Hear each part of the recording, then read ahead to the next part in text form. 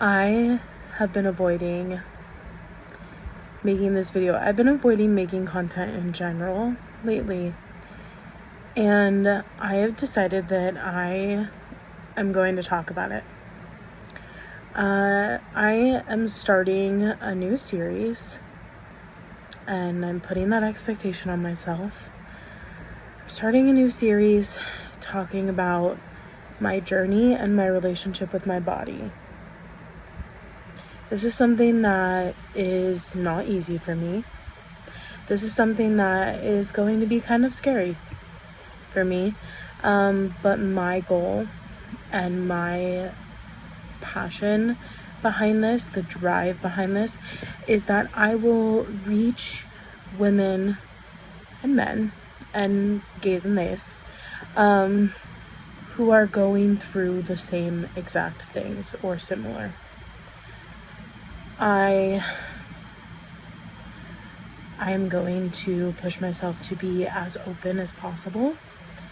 I am going to push myself to record every day, every other day, as much as I possibly can, because the journey is starting.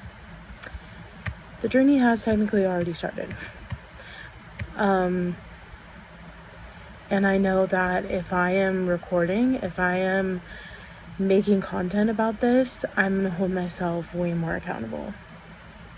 So I hope that you enjoy the ride with me, and yeah, look out for the first part.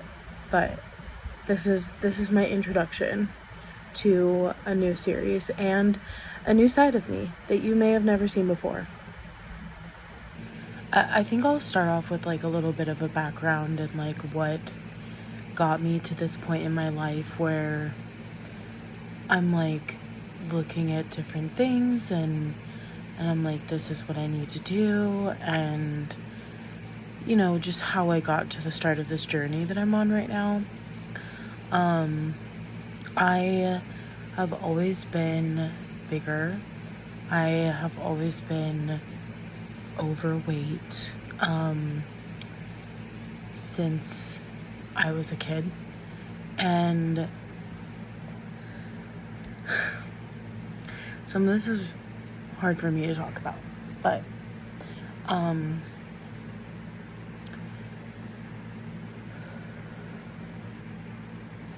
I wasn't like super chubby as a kid, but I was like more chubby than other little girls. So I think that my family like tried to help me be healthier or tried to get me to be healthier. When I was in high school, I was on the swim team, and even before that I did club swimming and team swimming, so I was in the water all the time. So I was very active in like middle school and high school.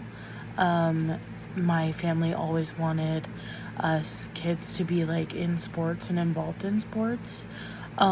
So yeah, I love swimming. I've always loved swimming. So when I was like doing club swimming and competitive swimming, I was more like slim or like healthy, I guess, because, or like athletic. And probably like my senior year of high school, I was the most fit that I've been.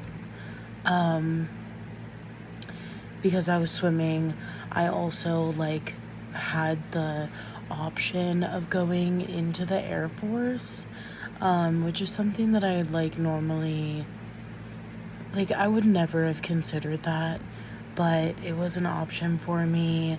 My parents brought that to my attention as something that I could do. And so I was like, well, if I'm going to do it, then like I need to meet these requirements. And so I was like kind of preparing myself for that.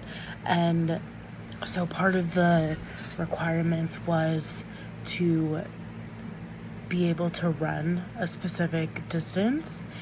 And I don't know if there are any like swimmers out there, but going from being a swimmer and your body being used to the water and moving through the water, going from that to being a runner and your body like running, your feet running on land is like a massive difference, a massive change, because your feet go from doing this in the water where you're like literally, it's like you have fins and you're like kicking and getting yourself through the water, going from that to running on flat ground.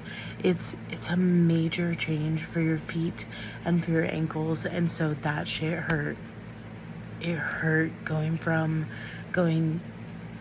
swimming to running, and I did it, and I was like ready to go into the Air Force. Like I could have if I wanted to, and it was kind of my plan. And I remember seeing a therapist and talking to them about like my options after high school. And so it was like that or going to college, community college, which is what I ended up trying to do. But yeah, it was definitely hard on my body.